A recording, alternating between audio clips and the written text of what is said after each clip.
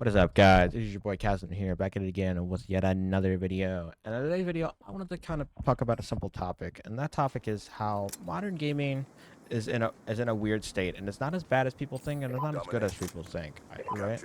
And I think that's weird to say.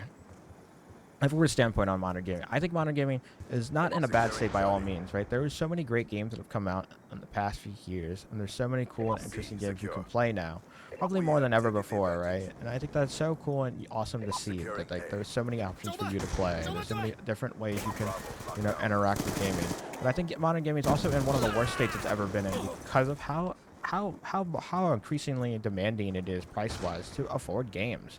How gaming is becoming almost out of reach because of the pricing and because of how greedy companies are getting, such as like the RAM companies and things that are limiting, developers to sell their game and products, right? And how it's just forcing us people, forcing us gamers to be able to play games less. And I also think that a lot of people will shit on ball and gun gamers. And I think shitting on ball and gun gamers so, I mean, I know a lot of bowling gamers don't necessarily understand all of the gaming sphere, and they don't take into value that there's so many different gaming genres.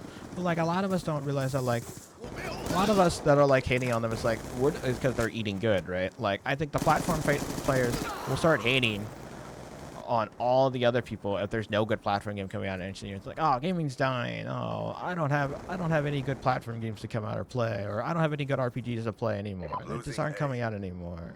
Like if that was to happen, I think those people would equally argue and complain just as much, but they might not reach as much as the gun and ball gamers, because the gun and ball gamers I think just are some of the biggest. It's just the biggest demographic of gaming, right? The largest demographic of gaming, and the games that sell like the best of all time are the FPS and like sports games, because they're just the easiest to marketable to a bigger audience, right? Like these games just appeal to the most amount of people. They're just the genres that kind of do. So all the people, most people go to those kind of games. But I don't think that. And now, like I said, I don't think we should totally devalue their opinions, right? Because I think that like a lot of their problems stem from the fact that AAA studios just kind of suck recently, on how AAA studios just cannot seem to make many good games as of recent, right? I couldn't even begin to tell you what the last like AAA like super high production studio made like a fantastic game. Like I couldn't tell you off the top of my head. And now you can probably tell me. Like I guess you could maybe argue Marvel Rivals, but they were like an unknown developer I think before Marvel Rivals came out. So I don't even know. Like it's like actually really hard to pinpoint to you what the last AAA like big game came out and actually was super successful. Because like even Arc Raiders was like a smaller developer team and wasn't like they were like maybe AA or something, right? They weren't like they weren't like a AAA studio. Which it just brings back to the question of why modern gaming is in a weird state. Like I think that there are so many good games coming out and that you can play, but I think the demanding prices of things have just limited people to play them. And I also think that like the gaming sphere is not in the best spot it's in because I don't think everyone's equally getting what they want, right? Like I think that like the modern gaming would be in a far better place if every genre had a little bit of something, and had what they want. And I just don't think every genre has that at the moment, right? It's not like the early 2000s where literally every genre was eating, right? Or like the mid 2000s, early 2010s, like where everyone was eating, right? Where RPG fans had like Skyrim and had like Oblivion and stuff, and then like JRPG fans had the Final Fantasy X and stuff was coming out around like maybe the earlier 2000s at that point. But you get what I mean. Like there's so many, like everyone was eating. Like Call of Duty was coming out and stuff that was big. The sports games were good.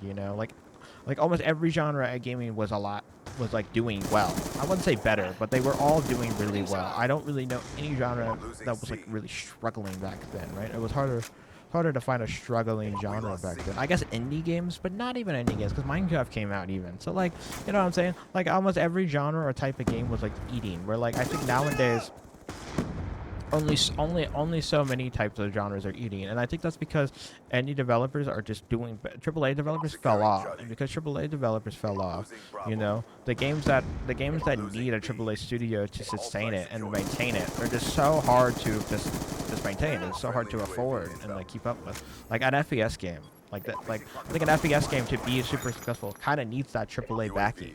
It kind of just needs all the AAA game modes, you know, to make, you know, all the different game modes for an FPS, and to be able to maintain, you know, the servers and like the rank system. It's just super hard for like a small indie developer of like 2 people to, you know, keep up with that. And I also think that Fortnite, as a game that it is, I don't think it's a bad game, and I won't like shit on it. But I will say I do think Fortnite did have a negative effect on gaming, and I think that that also affected modern gaming in a negative way. Like I think the monetization of gaming has gone south, right? Where like in this game you could buy a camo pack for $2, and that was kind of cool back in the day. You got like a camo pack, a calling card, and like a reticle. But now to get anything close like that in Call of Duty, you have to either buy a battle pass, which is at minimum $10, and you have to grind to get what you want from it, and then, or you put all your money into what's it called?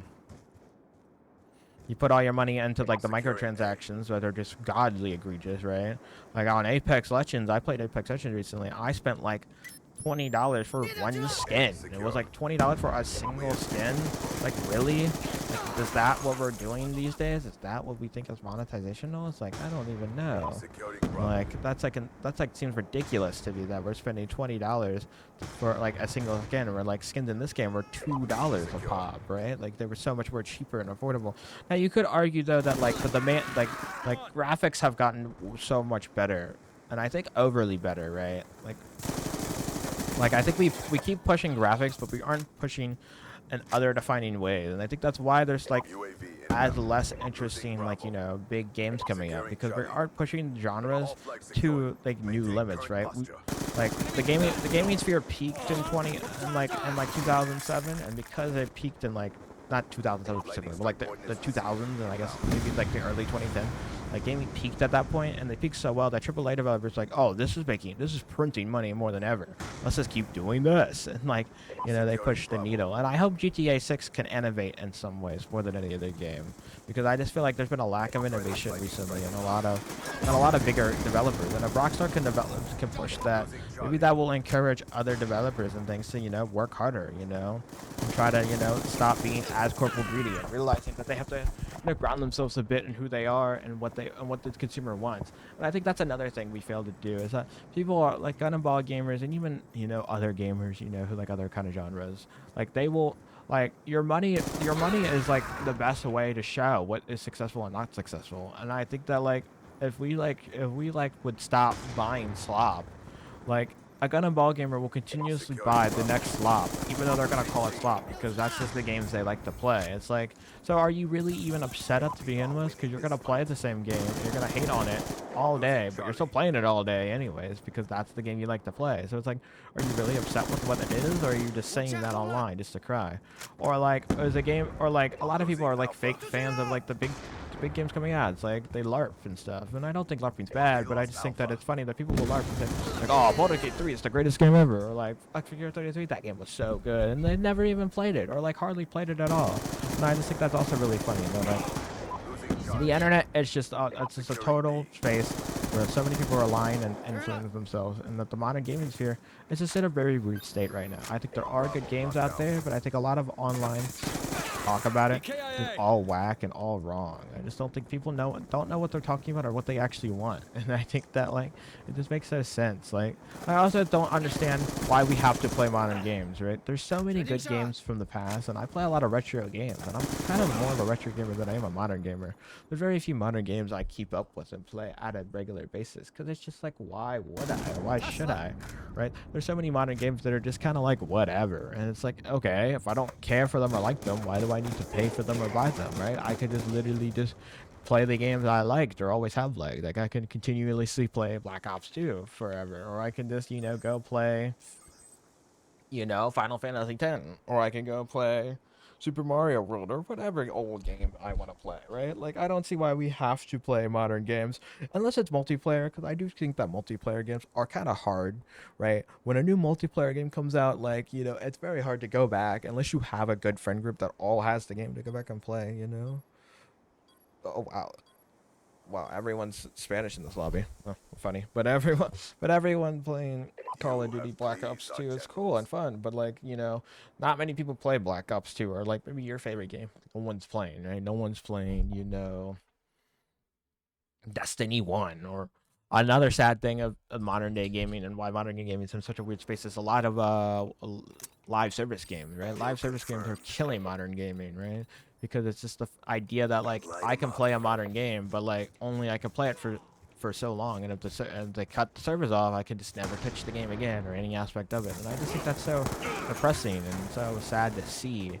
And like the getting rid of physical media thing, we can even talk about what PlayStation is not negative. Like, I'm not gonna sit here and say I bought a lot of physical games recently, but I have bought a lot of physical movies recently. I did buy all Studio Ghibli, or like most of the Studio Ghibli movies, because I wanted to own them and have the rights to them. Because I know that like the publishing could, like, you know, go south, and I couldn't, you know, potentially never see those movies again if the publishing goes bad, and like, you know, arguments with the company and like streaming services, and you know, it flips through all the different studios. And, you know, like I don't want to have to, you know, buy a streaming service, you know, to watch my favorite movie. My favorite movie then goes to a different streaming service, so I have to buy that. But then they lose the licensing, and then no one wants to pick it up. So then it lives in limbo for like, you know, a couple years or whatever. It's like I like to physically own it, because I own it and I can play it on my Blu-ray player indefinitely. I have the physical disc for it, and I think that's like the big reason people are arguing physical media thing. But I think a lot of them are LARPing because it's like a trending thing, and just saying that because like gaming is just like you know, like, oh, physical media is, oh, we're getting rid of physical media, that sucks. And it's like, oh yeah, it does suck, but like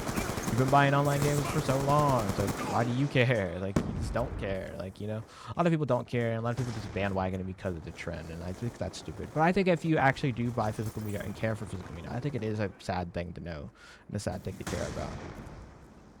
And I think that's another reason why like modern gaming is in a weird state. I would think modern gaming is in a cool state because there's so many new and accessible ways to play gaming now. I've seen so many cool and unique new controller schemes and formats, and I've seen a lot of people online even play with like the feet and stuff. Like, it's just kind of weird to say that out in person, but like a lot of it's like people, like, gaming now has been more accessible than ever with like the accessibility features, right? That allow anybody to play. Except the pricing, right? The pricing obviously has not allowed everyone to play, right? People just are struggling to afford games, and gaming will only continuously get more expensive as inflation grows. You know, you can maybe argue that it's a part of inflation, but I guess the big culprit is a lot of the RAM issues. But I don't know, games themselves are just becoming more expensive. GTA 6 is, I'll go back to that again, that's becoming an $80 game for no reason. Like, why are we going from 60 to 70 to then now 80 randomly? Like, we just we're just like deciding where we want to put the mark at. Like, this companies are just like, I want to sell this game at $90 because I feel like it. It's like, okay, why do you feel like selling it at $90? What? No game has ever been sold for $90. No regular game has ever been sold for that amount of money. Why are you the one that wants to decide to set the bar to $90? I just feel like it's like, huh? It's like that's what I feel like people are doing companies are doing these days, and why modern gaming is just in such a weird state. But like, there's so many good games to go play, and I think you should go play those games. Like, if you want to play the games that are cool and good, you should play them. And if the games that you don't like aren't that good, I mean, just, you should state your opinion, right? But I think that we just all generalize the term gaming. I think that is where we're wrong. I think that is the biggest issue with this whole debacle, and why people are complaining about modern gaming so much and arguing this stuff. Is that people just generalize gaming as this one term. But gaming has just grown to way too big of a medium. It is like one of the largest forms of media, and like you know, it's just one of the largest form of entertainment and media out there in the world, and it's only growing. It's growing more than like a lot of other things. And I just think that like we've just failed to realize that gaming has outgrown its shell of what it used to be, and like it's not just this thing anymore. It's like a million things. It's like infinite thing. Honestly, you could argue it's just so many things into one, where you have to be more specific. You have to narrow your talking points. And I think that's why people care. Like, right? Because like, I don't think this problem would, like, people would complain nearly as much about, like, or other people would like be hitting on bowling and gaming, or just people in general, about gaming entirely. If we just literally bring back the topic to like, if they said, dude, modern FPS and modern sports games just suck. Like if someone said that instead of just saying modern gaming sucks, no one would complain at all. People only go ups in arms because they generalize the term gaming. Right? That's what people go up in arms. It's like, what do you mean? There's plenty of games to play. Like, yeah, sure, there are infinite games to play, but like, let's be real. Like, even out of all those games you're probably gonna name, do you even like all of those games or all the genres they are quote unquote in? No, most likely not. You probably do not like all the new modern crazy cool games. You probably do not like every genre of those games. You don't like all of those games. Like you just probably don't. They just probably just aren't up your alley and aren't for you. And I think that is why it's so dumb to just say that like these people have like their points are invalid or whatever, and I think they are valid. I think that like that's what I just dislike, is that we just undervaluing what people have to say because they just like we think that they're just wrong. And I mean, sure, they could be wrong in a general sense, but if you like look deeper into what they have to say, I think you come to realize that like, you know, maybe they're a little right with some of the things, right? Maybe they are right with what they have to say, right? And I think that Balling In gamers show us that like AAA gaming needs to be changed. Like I said earlier in the video, like fun and all gamers need to have a shift in mindset to allow for us to, or to allow, no, not Balling In gamers have a shift in mindset. Sorry, Balling In gamers have let us look at how we view AAA studios and how AAA studios really need to kind of change the way they act and interact to allow for better games to come out. And I also think that a lot of smaller studios can look at an opportunity to try to make an FPS, you know, like a AA or like a indie developed FPS that hits the charts off in a way, right? Like maybe like an Arc Raiders kind of, right? You know what I mean? Like I think that that's a thing that this isn't tapped into, right? And I think that once that gets more tapped into, and you know more games start to get fleshed out in these genres, these larger genres that are considered like, you know, the bigger gaming genre, well then gaming won't be considered as quote unquote as dead as people say it is. And I don't know. That's just kind of my opinion. You know, to each their own, right? You might think differently. You might agree with the fact that you might agree with me. You might also disagree with me and think a lot of ways, right?